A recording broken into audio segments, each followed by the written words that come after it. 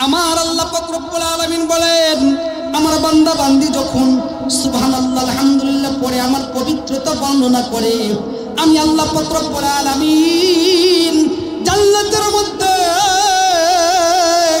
একটি স্বর্ণের খেজুর গাছ লাগাইয়া দেব। সুবহানাল্লাহ বলেন না? কত ফজিলত, কত নিয়ামত আমার আল্লাহ পাক রব্বুল আলামিন আমার আপনার জন্য রেখে দিয়েছেন। দুনিয়ার জমিনে বসে বসে বেশি বেশি শুকরগুজার করবেন আর বেশি বেশি সুবহানাল্লাহ আলহামদুলিল্লাহ পড়বেন, তো ইনশাআল্লাহ আল্লাহ পাক রব্বুল আলামিন কি নিয়ামত দিয়েছেন, হাজারো নিয়ামত আমার আল্লাহ পাক রব্বুল আলামিন দিয়েছেন। আল্লাহ যে আছে এখান থেকে আমি আজকে প্রমাণ করে দিব, আল্লাহকে আমি দেখিয়ে দিব কোরআন সুন্নাহ থেকে। দেখবেন তো? দেখবেন তো? কে কে দেখবেন একটু হাত তোলেন তো। লিল্লাহে তাকবীর।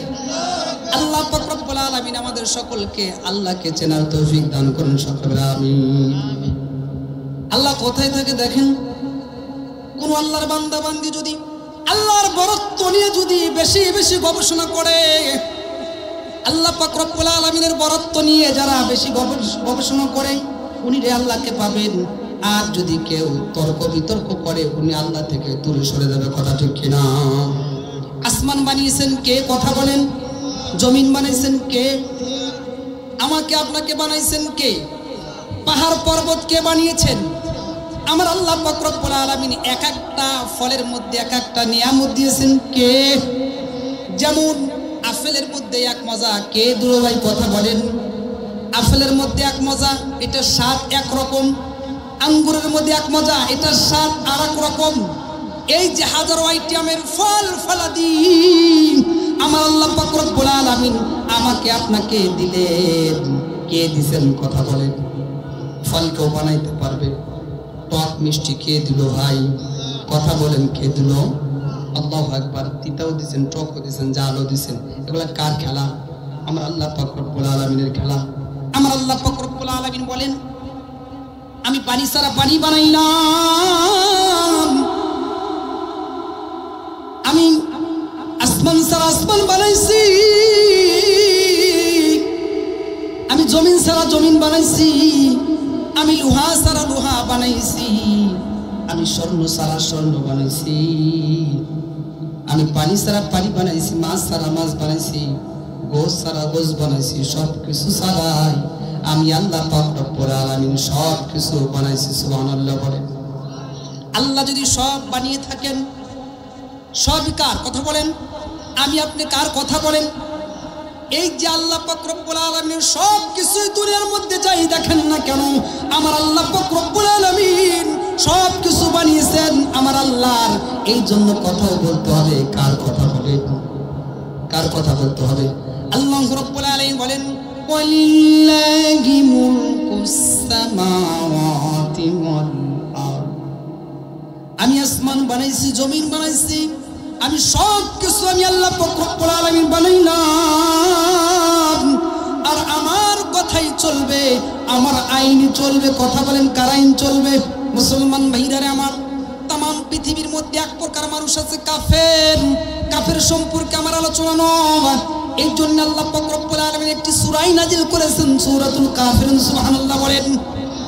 আর এক প্রকার মানুষ আছে তাম পৃথিবীর মধ্যে মুনাফিক। মুনাফিক আছে কিনা? কথা বলেন। মুনাফিক আল্লাহ পাক রব্বুল আলামিন এই জন্য সূরাতুল মুনাফিকুন কোরআনের মধ্যে নাজিল করে দিলেন। সুবহানাল্লাহ বলেন। তাহলে আমার কাফের সম্পর্কে আলোচনা নয়, আমার মুনাফিক সম্পর্কে আলোচনা নয়। আর এক প্রকার মানুষ আছে পৃথিবীর জমিনের মধ্যে, তারা হলো মুমিন। সুবহানাল্লাহ বলেন। আরো জোরে বলেন সুবহানাল্লাহ। এবার আসেন, আমার কাফের সম্পর্কে আলোচনা নয়, মুনাফিক সম্পর্কে আমার আলোচনা নয়। আমার আলোচনা হলো মুমিন সম্পর্কে। আমি আপনি মুমিন কিনা সেই সম্পর্কে আজকে আলোচনা করব ইনশাআল্লাহ। এক আয়াতের মধ্যে আল্লাহ রাব্বুল আলামিন বলেন, কেউ যদি মুমিন মুমিনাত হতে চায় তার দুইটি গুণ থাকতে হবে। দুটি গুণ যার মধ্যে পাওয়া যাবে, কোরআনের ভাষায় উনি হবেন মুমিন। সুবহানাল্লাহ বলেন। সূরা হিজরতের 14 নম্বর আয়াতে আল্লাহ রাব্বুল আলামিন বলেন, ইন্নামাল মুমিনুনা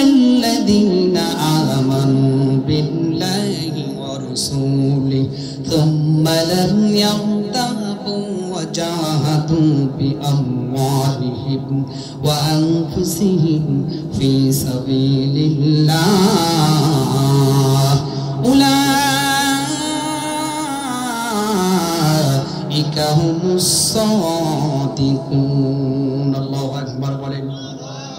পরিচিত মুমিন তো সেই যিনি আল্লাহ পাক রব্বুল আলামিন ও রাসূল সাল্লাল্লাহু আলাইহি ওয়াসাল্লামের উপর ঈমান আনার পর কোনো সন্দেহ পোষণ করে না, নিজের জান ও মাল দিয়ে আল্লাহ পাক রব্বুল আলামিনের রাস্তায় জিহাদ করে, আল্লাহ জমিনে আল্লাহর দ্বীন কায়েম করার জন্য চেষ্টা করে, সেই হলো প্রকৃত মুসলমান। সুবহানাল্লাহ বলেন। শুধু এটাই বলেন নাই, কেউ যদি মুমিন হতে চায় সূরাতুত তাওবার ৭০ নম্বর আয়াতের মধ্যে আল্লাহ রাব্বুল আলামিন মুমিনের বৈশিষ্ট্য ৬টি বলেছেন। কয়টি বলেছেন কথা বলেন। কেউ যদি মুমিন হতে চায়, ইমানদার হতে চায়, তার মধ্যে ৬টি গুণ থাকতে হবে। ১ নম্বর গুণ হলো ওয়াল মুমিনিনা ওয়াল মুমিনাত বা'দুহুম আউলিয়াউ বা'দ। মুমিন পুরুষ আর মুমিন নারীরা একে অপরের বন্ধু, একে অপরের সহায়ক, একজনের আরেকজনের উপকার করতে হবে, একজনের পাশে দাঁড়াইতে হবে। এখানে একটি পয়েন্ট হলো মুসলমান ভাইরা আমার, কেউ যদি মুসলমান দাবি করে, কেউ যদি আল্লাহর গোলাম দাবি করে, কেউ যদি রাসূলের উম্মত দাবি করে, তাহলে ফিলিস্তিনের পক্ষ আমাদের নিতে হবে কিনা কথা বলেন। যেই ব্যক্তি কোন আল্লাহর বান্দা বান্দি যদি ফিলিস্তিনের পক্ষ যদি না নেয়, তাহলে সে মুসলমান হতে পারে না, সে হলো পাক্কা মুনাফিক।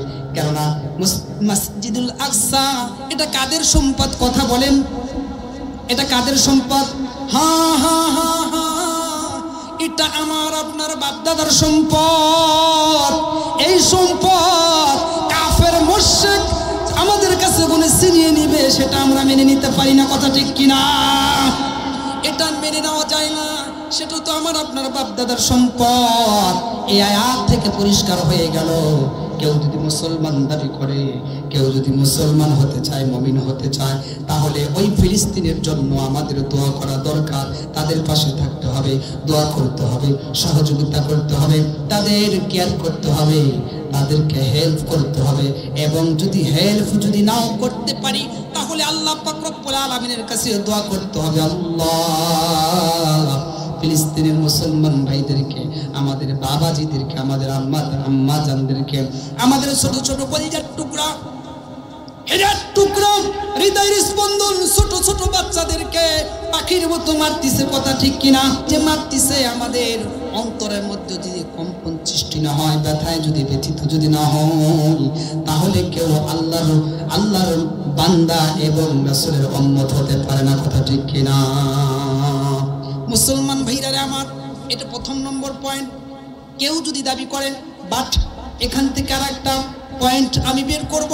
হ্যাঁ হ্যাঁ, বর্তমান সমস্যা চলতেছে কিনা কথা বলেন। এই বাংলাদেশ কার কথা বলেন? যেমন ফিলিস্তিন দখল করা মুসলমানদের জন্য ফরজ।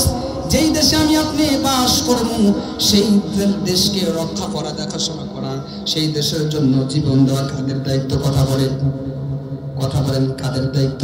এটা আমার আপনার দায়িত্ব। হ্যাঁ, রাম আর বাম ইদানিং দাঁড়িয়ে গেছে, কথা ঠিক কিনা?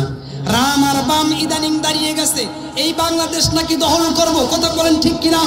আমি চিটাগাং ছিলাম প্রায় 6 বছর, নানুপুর মাদ্রাসা, হ্যাঁ, পর্বত এলাকা, পাহাড় এলাকা। উনিরা ভারতের এক দালাল মালাল সেজেছে, কিছু রাম আর বাম আছে, চিটাগাং নাকি দখল করবে। আমরা কি চিটাগাংকে দখল করতে দেবেন?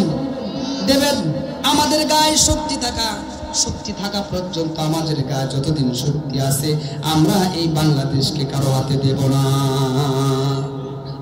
আমার দেশ